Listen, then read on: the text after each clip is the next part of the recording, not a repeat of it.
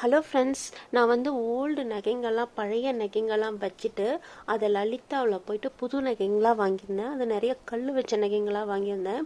அது எப்படின்னா ஸ்கீமில் போட்டு சேதாரம் இல்லாமல் 0% சேதாரத்தோடு நான் வந்து நகைங்களை வாங்கியிருந்தேன். ஆனால் அது கல் வச்சு வாங்கிட்டு கிட்டத்தட்ட 40,000 ரூபாய்க்கு மேலே வந்து நான் வெறும் கல் மட்டும் 40,000 ரூபாய்க்கு மேலே வந்து வெறும் கல்லுக்கு மட்டும் நான் போட்டு கல் வச்ச நகைங்களாகவே வாங்கியிருந்தேன். அப்போ நிறைய பேர் சொல்லியிருந்தாங்க இதெல்லாம் வேஸ்ட்டு, கல் வச்ச நகைங்கள்லாம் வாங்குறது வேஸ்ட்டு அப்படின்னு சொல்லியிருந்தாங்க. உண்மையிலே அதுதான், கல் வச்ச நகைங்க வாங்குறது வேஸ்ட்டு. ஏன்னா அது ரீசேல் வேல்யூ வந்து கிடையாது. ஆனால் ஒவ்வொருத்தவங்களுக்கும் ஒவ்வொரு தேவை இருக்கும், வாங்கணும் அப்படிங்கிறது தேவை இருக்கும். அந்த மாதிரி எனக்கு என்ன தேவை இருந்துச்சு அப்படின்னு தான் சொல்ல போகிறேன். எனக்கு வந்து கல் வச்ச நகைங்களை வந்து இருந்துச்சுன்னா கல்லை வந்து நம்ம எங்கேயுமே போய் ரீசேல் பண்ண முடியாது. சில நகைங்களாம் சொல்கிறாங்க ரீசேல் பண்ணலான்னு, ஆனால் அப்படியே பண்ணுற மாதிரி இருந்துச்சுன்னா கூட அதே கடையில் கொடுத்து தான் நம்ம வந்து ரீசேல் பண்ண முடியும். ஒரு நகையை நம்ம வீட்டில் இருந்துச்சுன்னா காசு வந்து நம்ம கையில் இருக்கிற மாதிரி ஒரு இது. அப்போ உடனே போயிட்டு நம்ம வந்து வாங்கிக்கலாம், அது உடனே காசாக மாற்றிக்கலாம். நம்மக்கிட்ட நிலம் கையில் இருந்துச்சுன்னா கூட நம்மளால உடனே அதை வந்து காசாக மாற்ற முடியாது. ஆனால் நகை தங்கம் நம்ம வீட்டில் இருந்துச்சுன்னா அது வந்து உடனே நம்ம காசாக மாற்றிக்கலாம். அது நம்மக்கிட்ட வந்து காசு வந்து கையில் இருக்கிற மாதிரியான ஒரு விஷயந்தான். ஆனால் அது வந்து நம்ம கல் வச்சுதான் வாங்கினோம்னா அந்த கல் அப்படிங்கிறது வேஸ்ட்டு அப்படிங்கிறது தான். அதுதான் உண்மை. அதுதான் நிறைய பேர் சொல்லியிருந்தாங்க. ஆனால் என்னுடைய தேவை என்ன இருந்துச்சு, நான் ஏன் வந்து கல் வச்ச நகைகள் வாங்கினேன் அப்படிங்கிறத நான் வந்து சொல்ல போகிறேன் இந்த வீடியோவில். அதே மாதிரி அது என்ன நகை, அதனுடைய பில்லு என்ன அப்படிங்கிறதெல்லாம் நான் காட்ட போகிறேன். பழைய தங்க நகையை மாற்றிட்டு நான் எந்த மாதிரி நகை வாங்கினேன், அது ஏன் வாங்கினேன், அவ்வளோ கல் வச்சு அவ்வளோ பைசா கொடுத்து நான் ஏன் வாங்கினேன், அந்த பழைய நகைங்கள்லாம் என்னென்ன, அதனுடைய பில்லெல்லாம் என்ன அப்படிங்கிறத இந்த வீடியோவில் பார்க்க போகிறோம். இது பார்த்திங்கன்னா என்னுடைய ஓல்டு ஃபோட்டோ. இதில் வச்சுருக்கிற இதில் போட்டிருந்த நான் வந்து ஆரமும் இந்த நெக்லஸும் வந்து தான் நான் வந்து இப்போ மாற்றினேன். ஆரம்ஸ் நெக்லஸ்ஸு ப்ளஸ் வந்து 2-3 வந்து நகை ஐட்டங்கள்லாம் மாற்றினேன். இந்த சிகப்பு கலர் சாரீ கட்டியிருக்கிறது தான் நான். இது வந்து எங்கள் அம்மா. இது வந்து 2003 வந்து எடுத்த ஃபோட்டோ. இந்த ஆரம் வந்து ஒரு 4 பவுன் ஆரம். இது வந்து 97, 96 அந்த மாதிரி நான் 9th படிக்கும் போது எடுத்திருந்த ஒரு ஆரம். அப்போ 9th படிக்கும் போது என்ன அப்படின்னா நிறைய பேர் வந்து டாலர் செயின் தான் வச்சுருப்பாங்க. அந்த தாமரைப்பூ போட்ட மாதிரி, காமாட்சி அம்மன் டாலரு அந்த மாதிரி நிறைய வச்சுருப்பாங்க. அப்போ வந்து இது ரொம்ப புதுசாக இருந்துச்சு. நான் வந்து ஃபஸ்ட்டு நான் இந்த ஆரம் அப்படின்னு போட்டுட்டு போகும்போதே எல்லாரும் ரோட்டில் போகும்போது என்ன சொல்லுவாங்கன்னா, இது பற்றியா, இது பேர் தான் ஆரம், இந்த மாதிரி தான் ஆரம் டிசைன் இருக்கும் அப்படின்னு சொல்லுவாங்க. ஏன்னா அந்தளவுக்கு வந்து அப்போ வந்து லேட்டஸ்ட்டு வந்து ஒரு டிசைன் தான் இந்த ஆரம். இந்த ஆரத்தை இப்போ கூட நம்ம கடையில் போய் நம்ம சென்டரில் வச்சோன்னா ஒரு புது மாதிரி இப்போ லேட்டஸ்ட் டிசைன் மாதிரி தான் இருக்கும். அந்த மாதிரியான ஒரு அப்போ வந்து ட்ரெண்டிங்காக, அப்போ நிறைய பேருக்கு ஆரம் அப்படிங்கிறதே ஒன்று தெரியாது. அந்த மாதிரி வந்து டைமில் எடுத்தது தான் இந்த ஆரம். சிம்பிளாக இருந்தாலும் ரொம்ப அழகான ஆரம். அதே மாதிரி இதில் நான் போட்டிருக்க ஒரு நெக்லஸை வந்து நான் வந்து இப்போ கொடுத்துட்டேன். மெயினாக நான் கொடுத்ததுக்கு காரணம் என்னென்னா, நான் நிறைய வந்து நெகிங்களை வந்து போடுறதே கிடையாது. நான் அப்படியே வந்து பீரோவிலேயே தான் வச்சுருப்பேன். எனக்கு அப்போவே வந்து இந்த கவரிங் நெகிங்க, சில்வர் டைப் கலரில் இருக்கிற நெகிங்க, குட்டி குட்டி நெகிங்க தான் ரொம்ப பிடிக்கும். இதெல்லாம் வந்து சில வந்து ஃபங்க்ஷனுக்கு அந்த மாதிரி வந்து ஒரு கட்டாயத்தினால நம்ம வந்து போடுவோம். இது பார்த்தீங்கன்னா கிழிஞ்சு போன ஆல்பத்துலேருந்து இந்த டிசைனை வந்து காட்டுறதுக்காக நான் வந்து எடுத்திருக்கேன். 20 வருஷத்துக்கு மேலே, 21 வருஷத்துக்கு அப்புறம் இந்த வந்து ஃபோட்டோவை நம்ம பார்க்குறோம்.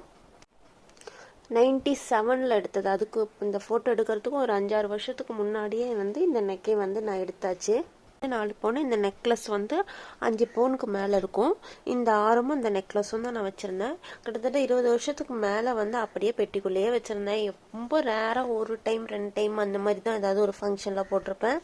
அப்படியே பெட்டிக்குள்ளேயே தான் இருந்தது. இந்த ஆரத்தில் மட்டும் என்னென்னா அடிக்கடி வந்துட்டு ஒரு செம்பு கலரில் வந்து மாறி போயிடும். அது வந்து கடையில் கொடுத்து கேட்டப்போ கூட சொன்னாங்க, இது அந்த மாதிரி ஒன்றும் நல்ல தங்கம் தான், இல்லை ஒன்றும் பிரச்சனை இல்லை அப்படின்னாங்க. அது வந்து சரவணா ஸ்டோர்ஸில் வந்து வாங்கின நகை அது. அந்த நகையும் வந்து அதுக்கு மேட்சிங்காக அதுக்கப்புறம் இயரிங்ஸ் வாங்கியிருந்தேன். ஆனால் இப்போ வந்து ஆரத்தை அந்த நெக்லஸை வந்து சேல் பண்ணிட்டேன். அது வந்து வெறும் கம்மல் மட்டும், அதுக்கு மேட்சிங்கான கம்மல் மட்டும் இருக்குது. 2003 பிறந்த குட்டி பாப்பா தான் இவங்க வந்து இப்போ வந்து காலேஜ் வந்து 4th இயர் வந்து முடிக்க போகிறாங்க. அப்போ இந்த குழந்தெல்லாம் பெருசான உடனே அந்த ட்ரெண்டிங்கில் வாங்கலாம் அப்படி சொல்லிட்டு நான் வந்து வெயிட் பண்ணியிருந்தேன். மாற்றிட்டு நம்ம எதுவும் போடுறதில்ல, அவங்களுக்கு வந்து அந்த ட்ரெண்டிங்கில் நம்ம வாங்கலாம் அப்படி சொல்லிட்டு நான் வெயிட் பண்ணிட்டு இருந்தேன். என்னுடைய இந்த குட்டி குழந்தைய வந்து கொஞ்சிட்டு இருக்கிறவங்க தான் என்னுடைய அப்பா. இந்த பொண்ணுக்கு வந்து 6 பவுன் அளவுக்கு வந்து ஒரு ஆரம் வந்து எங்கள் அப்பா செஞ்சு போட்டாங்க. அதே மாதிரி எனக்கு இன்னொரு பொண்ணு இருக்காங்க, 2வது பொண்ணு இருக்காங்க. அந்த 2வது பொண்ணுக்கு வந்து செய்யணும் அப்படின்னு சொல்லிட்டு இருந்தாங்க அப்பா. அதே மாதிரி ஃபஸ்ட்டு பொண்ணுக்கு பண்ண மாதிரியே 2வது பொண்ணுக்கு பண்ணணும்னு சொல்லிட்டே இருந்தாங்க. ஆனால் வந்து அவர் செய்யறதுக்கு முன்னாடி அவர் வந்து தவறிட்டார் 2 வருஷத்துக்கு முன்னாடி. அப்போ என்னென்னா நம்ம வந்து இந்த நெகைங்கெல்லாம் வந்து மாற்றிட்டு, ஆக்சுவலி அவர் அப்பா எடுத்து கொடுத்த நெகைங்க தானே, அதை மாற்றிட்டு நம்ம வந்து அப்பாவுக்கு பிடிச்ச அப்பாவை வந்து நினச்ச மாதிரியே வந்து நம்ம நெகைங்க எடுத்துடணும். அப்போ வந்து அப்பாவுக்கும் வந்து சாட்டிஸ்ஃபைடாக இருக்கும் அப்படி சொல்லிட்டு தான் நான் டிசைட் பண்ணியிருந்தேன். அப்பாவுக்கு வந்து என்ன மாதிரியான டிசைன் பிடிக்கும் அப்படிங்கிறது நான் யோசித்தப்போ, ஒரு கவரிங்கில் வந்து ரொம்ப வருஷத்துக்கு முன்னாடி அவர் தான் அந்த டிசைன் சூஸ் பண்ணி இது நல்லாயிருக்கும் எடுத்துக்கோ, இதான் எங்கள் அப்பா சூஸ் பண்ண வந்து கவரிங் செட்டு. இது வந்து எங்கள் அப்பா லக்ஷ்மியெல்லாம் இருக்குது, நல்லா இருக்குது அப்படின்னு சொல்லிட்டு சொன்னார். அதே மாதிரி வந்து நம்ம தங்கத்தில் வாங்கும்போது இதே மாதிரி நகை வாங்கணும் அப்படிங்கிறத டிசைட் பண்ணியிருந்தேன். இதே மாதிரி வந்து ரூபீஸ் இல்லைனா கூட ஆல்மோஸ்ட் இந்த மாடலில் நம்ம வந்து கவரிங்கில் வந்து சூஸ் பண்ணோம், கோல்டில் வந்து சூஸ் பண்ணோம் அப்படின்னு நினச்சிருந்தேன். அதே மாதிரி வந்துட்டு அமைஞ்சிச்சு. கடையில் போய் பார்த்தோன்னா அதே மாதிரி ரூபீஸில் இருக்கிற மாதிரி ஆல்மோஸ்ட் இதே மாதிரி மாடலில் அமைஞ்சிச்சு. உடனே அது போட்டு பார்த்தோன்னா ரொம்ப சந்தோஷமாக இருந்துச்சு. ஏன்னா அதுக்கு முன்னாடி நான் கல் வச்ச நகைங்களாம் போட்டதில்லை. முதல்ல கல் வச்ச நகையே இது தான். இந்த மோதிரம் தான் முதல்ல வாங்கினது. இது போட்டோன்னே ரொம்ப சந்தோஷமாக இருந்துச்சு. அதே மாதிரி அந்த வளையல்லாம் பாருங்கள், பழைய காலத்து மாடலு. நான் ரொம்ப வருஷமாக இதே தான் போட்டுட்ருக்கேன். எனக்கு இது வளையல் கூட மாற்றணும்னு ஆசை. நான் மாற்றாமல் ரொம்ப நாளாக போட்டுட்ருக்கேன். அந்த ஆரம் வந்து கல் வச்ச ஆரம்லாம் நான் போட்டதுனால எனக்கு வந்து அது போட்டோன்னா ரொம்ப சந்தோஷமாக இருந்துச்சு.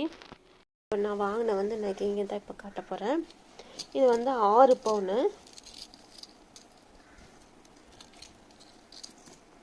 ஏற்கனவே இந்த வீடியோவில் பார்த்துருந்தீங்கன்னா தெரிஞ்சிருக்கோம். ஏற்கனவே வந்து இந்த வீடியோலாம் போட்டிருக்கேன். மற்ற என்னென்ன 6 பவுனை தவிர என்னென்ன நகைங்க வாங்கினேன் அப்படிங்கிறதும் போட்டிருக்கேன்.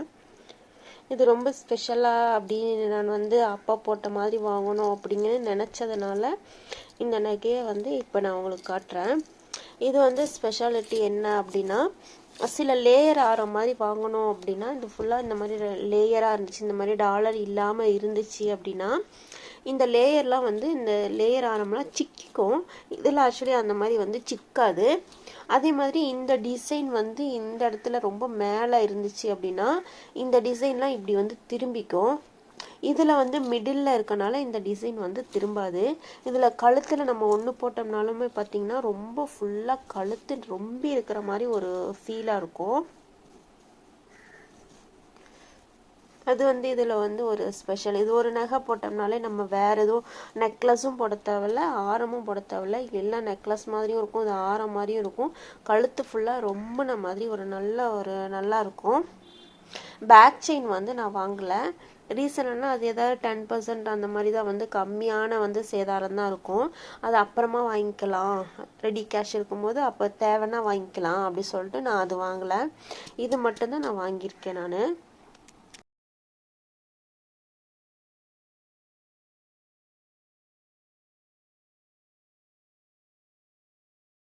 நம்ம இப்படி போட்டோம்னா இந்த மாதிரி ஒரு லுக் கிடைக்கும். லக்ஷ்மி வந்து 2 சைடு மேலே இருக்கும். அதை சுற்றி வந்து அன்கட் டைமண்டு இல்லைன்னா குண்டன் ஸ்டோன்ஸ் இருக்கும். கீழேயும் 2 லக்ஷ்மி இருக்கும். சுற்றி வந்து குட்டி குட்டி லக்ஷ்மி, அந்த வட்ட வடிவத்தில் குட்டி குட்டி லக்ஷ்மி ஃபுல்லாக இருக்கும். ரூபீஸும் அன்கட் டைமண்ட்ஸும் இது வச்சுருக்கு. கிட்டத்தட்ட 10 பவுன் அளவுக்கு நகையை கொடுத்துட்டு 10 பவுன் அளவுக்கு நகையை செய்கூலி சேதாரம் இல்லாமல் நம்ம வாங்கியிருக்கோம். அந்த 10 பவுன் அளவுக்கு இருக்கிறத நான் வந்து ஆல்ரெடி வேறு ஒரு வீடியோவில் டீட்டெயில்ஸாக இந்த ஸ்கீமை பற்றிலாம் போட்டிருக்கேன். அதனுடைய டிஸ்கிரிப்ஷன் லிங்க்கும் கொடுக்குறேன். அதே மாதிரி என்னென்ன இந்த கோல்டு நெக்லஸ் தவிர வேறு என்னென்ன வந்து ரிங்ஸ் வாங்கினேன், வேறு ஒரு நெக்லஸ் வாங்கியிருக்கேன், அதனுடைய வந்து வீடியோவும் நான் வந்து ஏற்கனவே போட்டிருக்கேன். அதனுடைய லிங்க்கும் உங்களுக்கு தரேன். இதனுடைய மொத்த வெயிட் வந்து 69.810 கிராம்ஸ் அளவுக்கு இருக்குது. அதனோட நெட் வெயிட் வெறும் கோல்டு மட்டும் 50.360 கிராம்ஸ் அளவுக்கு இருக்குது. அப்போ நான் வாங்கும்போது கோல்டு ரேட்டு ரொம்ப குறைஞ்சிருந்துச்சு இல்லையா, அந்த டைம் அது 6325, அந்த டேக்ஸ் எல்லாம் போட்ட டைம் அது 6325 ரூபாவாக இருந்துச்சு. அதனுடைய இதெல்லாம் போயிட்டு இது வந்து டிஸ்கவுண்ட் அந்த செய்கூலிக்குள்ளது, அந்த இது வந்து 18% அளவுக்கு சேதாரம் இருக்கக்கூடிய ஒரு நகை அது. அதனுடைய டிஸ்கவுண்ட் தான் இது. அதில் வந்து பார்த்திங்கன்னா இந்த ரூபி என்எல்ஆர் ரூபி ப்ளஸ் எம்ராய்டுன்னு போட்டிருக்காங்க. இதில் இந்த நகையில் இருக்கக்கூடிய இந்த இந்த ரூபீஸ்க்கும் இந்த ஒயிட் கலர் ஸ்டோன்ஸுக்கும் சேர்த்து தான் அவங்க வந்து இதோட ரூபி ப்ளஸ் வந்து எம்ராய்டுன்னு போட்டிருக்காங்க. அது வந்து 350 கேரட்டு அப்படின்னும் ஒரு கேரட்டுக்கு வந்து இவ்வளோ ருபீஸ் அப்படி சொல்லிட்டு போட்டுட்டு ஒரு கேரட்டுக்கு வந்து 88.400 அப்படிங்கிறதும் 350 கேரட்டுக்கு வந்து இவ்வளோ ரூபா அப்படின்னு போட்டிருக்காங்க. 30,940 ரூபான்னு போட்டிருக்காங்க. அதில் இருக்கிற பெரல் செட்டு, இதில் இருக்கிற வந்து முத்துக்கள் வந்து கீழே இருக்கிற முத்துக்கள் வந்து 600 கிராம் அப்படிங்கிறது போட்டிருக்காங்க. 1 கிராம் முத்துக்கு 1 கிராம் முத்துக்கு இவ்வளோனும் 600 கிராம் முத்துக்கு வந்து 1062 ரூபான்னு போட்டிருக்காங்க. இது ரெண்டும் நம்ம வந்து எக்ஸ்ட்ராவாக கொடுத்த பைசா. 30,940 இந்த 1062 ரூபாவும் இந்த நகைக்காக நம்ம வெறும் ஸ்டோன்ஸ்க்கு மட்டும் கொடுத்த வந்து ஒரு அமௌண்ட்டு. இதோட தவிர இதோட ஜிஎஸ்டி வந்து 3% வந்து நம்ம கட்டியிருக்கோம். நான் ஏன் இந்த கல் வச்ச நகையை வாங்கினேன் அப்படிங்கிறது நான் ஒரு ரீசன் சொல்லியிருக்கேன். உங்களுக்கும் விருப்பம் இருந்துச்சுன்னா கல் வச்ச நகை வாங்கிக்கலாம். நிறைய பேர் இப்போல்லாம் வந்து கல் வச்ச நகைங்கெல்லாம் வாங்குறாங்க. உங்களுக்கும் விருப்பம் இருந்துச்சுன்னா வாங்கிக்கலாம். ஆனால் அது மைண்டில் வச்சுக்கணும், இந்த கல் வந்து நம்ம எதுக்குமே யூஸ் ஆக போகிறதில்ல, அழகுக்கு மட்டும்தான் யூஸ் ஆக போகுது அப்படிங்கிறத மைண்டில் வச்சுக்கணும். அதே மாதிரி கல் வச்ச நகைங்க வாங்கினோன்னா வந்து முடிஞ்ச அளவுக்கு அதை நம்ம மாற்றவே கூடாது, எப்போவுமே மாற்றக்கூடாது. அந்த மாதிரி வந்து மைண்ட் செட்டோடு தான் நம்ம வந்து கல் வச்ச நகைங்களை வாங்கணும். கல் அப்படிங்கிறது நம்ம எதுவுமே சேல் பண்ண முடியாது, நம்ம அதை பணமாக்க முடியாதுங்கிறத மைண்டில் வச்சுக்கிட்டு உங்களுடைய அழகு நகை வாங்கிக்கலாம். மற்றபடி பார்த்திங்கன்னா நம்ம வந்து அழகாக இருக்கணும், வந்து தேவை நமக்கு பிடிச்சிருந்துச்சுன்னா வாங்கலாம்.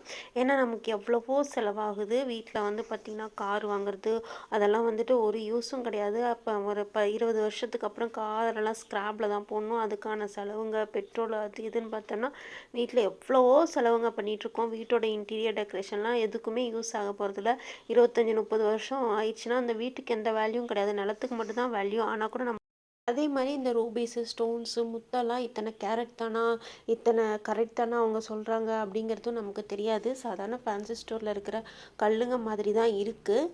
அப்போ இதனுடைய கேரண்டியும் நமக்கு தெரியாது. இது முழுக்க முழுக்க நம்ம ஆடம்பரத்துக்கும் ஒரு ஆசைக்காகவும் வாங்குகிறோம். அதை மனசில் வச்சுட்டு நீங்கள் வாங்கிக்கலாம்.